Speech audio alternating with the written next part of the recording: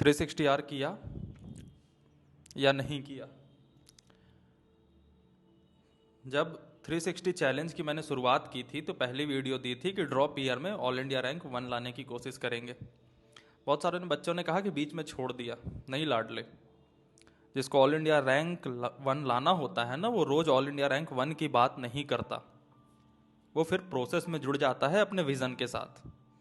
तो ये सारी चीज़ें जो आई हैं ना, अगर तुमने करा होगा तो मुझे पूरी गारंटी के साथ ये उम्मीद है कि किसी बच्चे ने उतना नहीं करा होगा। सोचो, जो पहले दिन से कंसिस्टेंट है,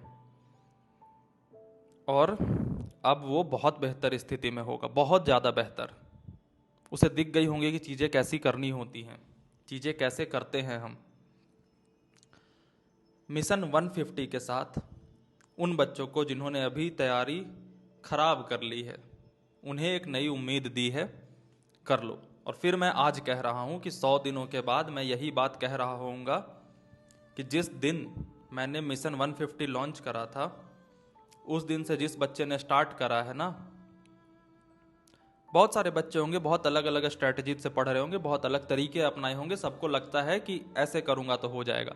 जितनी भी स्ट्रैटेजीज हैं उसमें वो बच्चा सबसे आगे होगा जो आज से 360R करना स्टार्ट कर रहा होगा।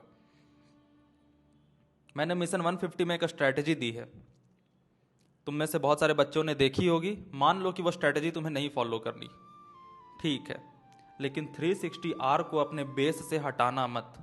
करना तो तुम्हें 360R ही है। मान लो कि भैया मैं किसी और स्ट्रैटेजी से करूंगा, ठीक है, करके ट्राई करो, शायद मैं गलत हो जाऊं, आज तक हुआ नहीं हूं, शायद हो जाऊं। गलत हो जाने की प्रोबेबिलिटी हमेशा होती है।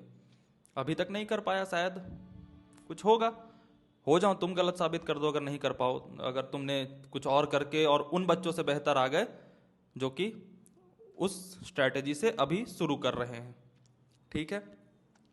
मैं एक बात दोहराना चाहूंगा, बड़ी गंभीरता के साथ मेरी बात को सुनना, कि मजाक नहीं है, ठीक है। मजाक होता ना तो सब कर लेते। मेरे लिए भी, मैं खुद से भी ये बात कह रहा हूं कि स्नेहित मिश्रा, मजाक नहीं है 150 दिनों में किसी बच्चे को यहां से उठा करके वहां ले जाना, तुम्हारी भी जान लगेगी। लेकिन हाँ, इसका फायदा बहुत होगा स्नेहित मिश्रा, बहुत ज्यादा, क्योंकि अगले साल वो बच्चा इंटरव्यू में तुम्हारा नाम ले रहा होगा। मैं इस लालच से काम कर रहा हूं। गाइडेंस की बात करूं तो इस वीडियो से बस तुम एक चीज लेके जाना जो तुम्हें अगले 150 दिनों तक कंसिस्टेंट रहने में मदद करेगी। वो सारे बच्चे जो डे 1 से कंसिस्टेंट हैं या बीच में स्टार्ट करा था, क्योंकि मिशन 150 जो है ना, वो 360R का ही कंटिन्यूएशन है। बस जो आज बच्चे स्टार्ट कर रहे हैं उनके लिए चैप्टर्स के ऑर्डर अलग ऊपर नीचे करके दिए हैं मैंने, ताकि उनका भी सबसे बेहतर तैयारी हो सके। जो डे 1 से कंसिस्टेंट है उन्हें वो करने की जरूरत नहीं है, वो अपने स्ट्रैटेजी से चलते रहें। तो गाइडेंस के मामले में जो मैं बात कर रहा था, एक ही लाइन लेके जाना जो मैं शुरुआत में सबसे कहा था, आज कह रहा हूं। सिंपल सोचना, सिंपल। जिस दिन तुम कॉम्प्लेक्स सोचना स्टार्ट कर दोगे, समझना कि सिलेक्शन उस दिन नहीं होगा। क्योंकि अभी के ज़माने में जहां हमारे पास मोबाइल फ़ोन है, हम इतना ज़्यादा पूरे दिन में कंटेंट कंज्यूम करते हैं कि हमारे दिमाग में एक स्ट्रेस का लेवल कांस्टेंट फील होता रहता है। तुम कुछ गलत भी नहीं करोगे ना, फिर भी दिमाग भारी भारी लगता रहेगा। इसका रीज़न है वो ओवर बर्डन ऑफ कंटेंट। मैंने अभी बोल दिया, आम सबसे अच्छा फल होता है। ये एक लाइन सिर्फ नहीं है, ये एक आम की इमेजिनेशन है, एक फल की इमेजिनेशन है, और एक सबसे अच्छा होने की इमेजिनेशन है। तो तुम्हारे दिमाग को इस लाइन ने एक पूरी की पूरी फिल्म इमेजिन करा दी है। और जब इमेजिन करते हैं तो दिमाग का वो स्पेस लेता है। और पूरे दिन जब हम इतना ज़्यादा कंटेंट कंज्यूम कर रहे हैं, क्योंकि सिर्फ टीचर पढ़ाता नहीं है ना लाडले, वो तो बहुत सारी चीज़ें देता है, और सिर्फ आप टीचर के कंटेंट थोड़ी कंज्यूम करते हो, बहुत सारे इंस्टाग्राम रील देखते हो, यूट्यूब शॉर्ट्स देखते हो, सब करते हो। तो वो एक कांस्टेंट बर्डन आपके दिमाग में फील होता रहेगा, और उस बर्डन के कारण आप सिंपल सोच ही नहीं पाते। और एक दिक्कत है कि 150 दिनों में आप पहुंच चुके हो एग्ज़ाम से पहले तो आपने अभी तक बहुत सारे कंटेंट कंज्यूम कर लिए होंगे आईआईटी जेई से भी रिलेटेड, स्ट्रेटजी वाइज सारी चीज़ें, आईआईटी के महारत हो गए आप। आपसे कोई पूछेगा आईआईटी में सिलेक्ट कैसे होते हैं, 5 घंटे ज्ञान दे दोगे। इसका मतलब क्या है? इसका मतलब कि आपके दिमाग में बहुत ज़्यादा इन्फॉर्मेशन है। प्रैक्टिकल है या नहीं वो अलग बात है, इन्फॉर्मेशन है। जैसे एक कलम को हम कैसे उठाएं, तो अब हमारे दिमाग में इंफॉर्मेशन ये हो सकता है कि उसको फूंक मार के उठा सकते हैं, नीचे से कागज लगा के उठा सकते हैं, हाथ से उठा सकते हैं, क्रेन लगा करके उठा सकते हैं। इन्फॉर्मेशंस हैं पड़े हुए। और जब दिमाग में बहुत ज़्यादा इन्फॉर्मेशन हो जाता है ना, तो हम एक एनालिसिस पैरालिसिस में फंस जाते हैं। यानी कि इतना ज़्यादा एनालिसिस कर रहे हैं कि किसी कंक्लूजन पे पहुंच ही नहीं रहे, और जो भी डिसीजन ले रहे हैं उस हर डिसीजन पे डाउट क्रिएट हो रहा है। तुम ट्राई करके देखना, जो बच्चे बहुत ज़्यादा एक्सपेरिमेंट कर चुके होंगे अपनी तैयारी में कि इस भी स्ट्रेटजी को, इस भी स्ट्रेटजी को, इस भी स्ट्रेटजी को फॉलो करें, आप फील करते होगे कि आप कुछ भी डिसीजन लेते होगे ना, 2 घंटे बाद वो डिसीजन आपको खुद दिमाग कहता होगा कि ये गलत कर रहा है। गलत हो सकता है, नहीं भी हो सकता, लेकिन हर बार ऐसा आपका एक पैटर्न बन चुका होगा। कोई भी डिसीजन आपका दिमाग लेने ही नहीं देगा, कुछ भी करोगे आपको ये कह देगा क्या इससे हो पाएगा, क्योंकि वो तो ऐसा कर रहा है, वो तो ऐसा कर रहा है।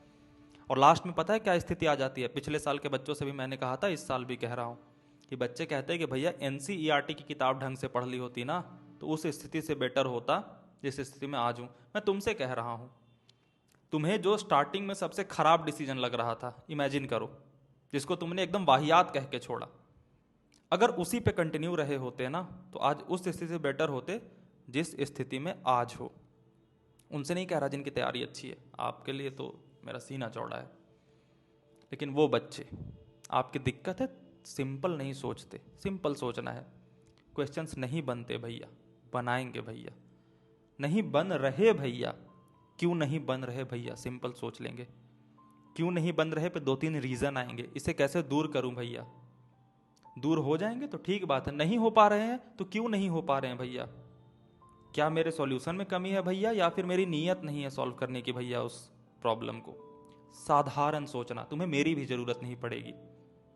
अभी मैं तुम्हारे प्रॉब्लम सॉल्व करने के लिए आता हूं, बट एक दिन ऐसा आएगा प्रॉब्लम तुम सारे सॉल्व कर लोगे खुद। स्नेहित मिश्रा, बस तुम्हारे ऊपर एक बैठा हुआ व्यक्ति होगा जो तुम्हें कंसिस्टेंट रहने में मदद करेगा, क्योंकि मनोविज्ञान ये कहता है कि हमारे सर के ऊपर अगर कोई व्यक्ति बैठा होता है ना, तो हमें अपने कार्य को आगे बढ़ाने में सुरक्षित फील होता है। इसीलिए तो भगवान का कॉन्सेप्ट आया ना, क्योंकि जो बूढ़े लोग हो जाते थे, जो बड़े हो जाते थे, जो एक ऊंचे स्तर पे आ जाते थे सोच के मामले में, बट उन्हें भी जरूरत होती थी कि सर के ऊपर मैं किसी को महसूस करूं, बट कोई है नहीं समाज में, तो भगवान। इसीलिए तुमने देखा होगा कि बुजुर्ग लोग ज्यादा भगवान की भक्ति करते हैं, ज्यादा धार्मिक होते हैं, क्योंकि उन्हें जरूरत है एक फादर फिगर की। और मैं वही तुम्हारी उम्र में तुम्हारे सर के ऊपर बस बैठने की कोशिश कर रहा हूं। मैं कुछ ना करूं, मैं सिर्फ बैठ के तुम्हें देखता रहूं ना, तुम्हारी तैयारी अच्छी हो जाएगी। ये एक एक्सपेरिमेंट भी हुआ था, एक जगह पे साइकिल चोरी हो जाती थी बहुत ज्यादा। अब वहां पे लोगों ने सोचा कि यार क्या करें, सीसीटीवी कैमरा वगैरह लगा नहीं सकते थे, तो उन्होंने वहां पे एक बड़ा सा आंख का डायग्राम बना दिया। अब इससे हुआ क्या कि वहां पे एक सेंस बनने लगी कि आंखें हैं तो कोई देख रहा है, कोई नहीं देख रहा, बट एक जैसे ही हम आंखें देखते हैं ना, तो हमें लगता है कि हम पे नजर रखी जा रही है। और जैसे ही हम ये फील करने लगते हैं कि हम पे नजर रखी जा रही है ना, हम खुद को बेटर करने की कोशिश करने लगते हैं। तुम वो सारी चीजें गंदी वाली जिससे तुम परेशान हो, चाहे वो पॉर्न हो गई, चाहे वो मैस्टरबेशन हो गया, चाहे वो प्रोक्रेस्टिनेशन हो गया, चाहे क्वेश्चंस के लिए कंप्लेन करना हो गया, या तैयारी अच्छी नहीं चल रही इसका कंप्लेन करना हो गया, ये जो तुम एकांत में कर पाते हो, वो तब नहीं कर पाओगे जब तुम्हारे सामने पेरेंट्स बैठे होंगे। पेरेंट्स नहीं भी बैठे हो ना, तो तुम्हें ये फील हो कि सीसीटीवी ऊपर नकली वाला लगा हुआ है जो पेरेंट्स ने लगा दिया है, तुम्हें पता भी नहीं कि वो ऑन है या नहीं, लेकिन वो लग जाता है तो हम नहीं करते। इमेजिन करो कि तुम कंप्लेन कर रहे हो कि भैया मुझे फिजिक्स एकदम नहीं आता, और ये बात तुम्हारी क्रश देख रही है, तुम नहीं करोगे, भैया मेरे से नहीं होगा। ये लाइन तुम नहीं बोल पाओगे जब तुम्हारी क्रश देख रही होगी, तुम फिर वहां पे कहोगे नहीं कैसे होगा, आई विल प्रूव इट। तो ये जो देखने भर का जो असर है ये बहुत तगड़ा होता है। और बस मेरी जरूरत वही होगी तुम्हारे ऊपर, देखने भर का, कि अच्छा देख रहा हूं, बीच बीच में कमेंट्स में कह रहा हूं शाबाश, बस मेरा जो एक शाबाश का कमेंट का रिप्लाई है ना, वो तुम्हारा दिन बना देता होगा, मुझे पता है। क्योंकि तुम्हें यह महसूस हो जाता है कि चलो मैंने जो मेहनत की ना वो अप्रिसिएट हो गई, किसी नजर से कर दिया, मेरी मेहनत भी नहीं जाती। जब मैं कह देता हूं कि तुम गलत कर रहे हो, तो वो महसूस हो जाता होगा कि अच्छा मुझे कोई गलत कहने वाला है। और अकेले तैयारी करने का सबसे बड़ा नुकसान भी ये होता है कि हमें लग रहा होता है कि कोई हमें गलत कह दे। ऊपर ऊपर से देखने को लगता है कि हमें कोई गलत कहेगा तो गुस्सा आएगा, नहीं। जो बच्चे फेल हो जाते हैं ना, उनके डीप डाउन में ये फीलिंग होती है कि भैया सही वक्त पे कोई मुझे थप्पड़ मार देता ना, मैं उससे प्यार कर लेता। सबसे बड़ा रिग्रेट ये होता है उनका कि मेरे माता पिता ने मुझे थप्पड़ मारना छोड़ दिया।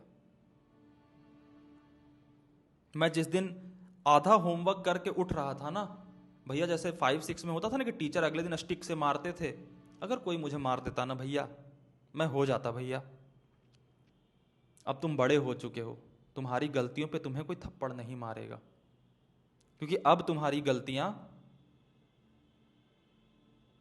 समाज के द्वारा थप्पड़ आकर्षित करेंगी, समाज थप्पड़ मारेगा।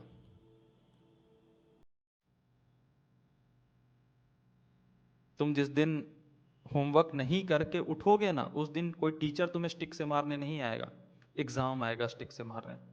और एग्जाम का मारा हुआ ना बहुत दर्द देता है। और तुम उस बच्चे की तरह हो जाओगे, अगर थोड़ा सा भी अंदर से शर्म होगी ना, तो तुम उस बच्चे की तरह हो जाएगा जो मार खाने के बाद भी एटीट्यूड में नहीं खड़े रहते, ऐसे हाथ बढ़ाते चट चट चट चट चट, दर्द हो रहा है लेकिन ऑरा मेंटेन कर रहे हैं, ऑरा 1000। वैसे ही तुम कहोगे एग्जाम एग्जाम से मुझे कुछ फर्क नहीं पड़ता, अंदर तुम जान रहे होगे क्या फर्क पड़ रहा है। जब अकेले कमरे में तकिए के ऊपर सोए होगे ना, तो ये महसूस होगा कुछ हो सकते थे यार, हो नहीं पाए। एक नए सपने बुनोगे, एमटेक करूंगा गेट एग्जाम से, एक नए सपने बुनेंगे आईएएस बनूंगा, कुछ नहीं है। ये ना एक चेन रिएक्शन शुरू हो जाता है। फिर वो बच्चे ना सिर्फ एग्जाम के रेस में फंसे रहते हैं। इनोवेट कब करोगे? तुम आईआईटी का एग्जाम नहीं क्रैक कर रहे, तुम खुद को क्रैक कर रहे हो, थोड़ा सा खुद को प्रूफ कर रहे हो। थोड़ा सा प्रूफ कर लोगे ना, तो फिर जब कोई कहेगा कि नहीं यार तू पढ़ाई कर, नहीं मुझे करना था, मैं कर चुका हूं, मैं प्रूफ कर चुका हूं, ऐसे स्टार्टअप करने जाओगे ना, तो सोसाइटी वाली चीजें जो है ना वो आएंगी। पढ़ाई नहीं हुआ शायद इसलिए ये कर रहा है। और कितना भी कह लो मुझे सोसाइटी से फर्क नहीं पड़ता, human is a social animal, और उसे सोशल वैलिडेशन की जरूरत है। जरूरत, जरूरी, नेसेसिटी।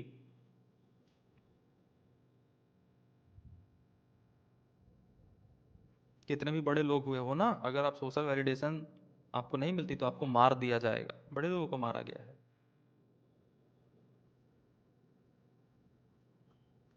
करना, सिंपल सोचना, ठीक है, सिंपल। जो चीज नहीं हो रही है, हो सकती है, करके देखते हैं। ओके। कंसिस्टेंट रहना, कंसिस्टेंट रहना। 360 आर पे प्रेजेंट लिखना तो खुश होना, क्योंकि मैंने तारीफ की है। और अगर नहीं करना या लेट हो रहा होगा ना, तो डर महसूस करना कि क्या जवाब दूंगा स्नेहित भैया को।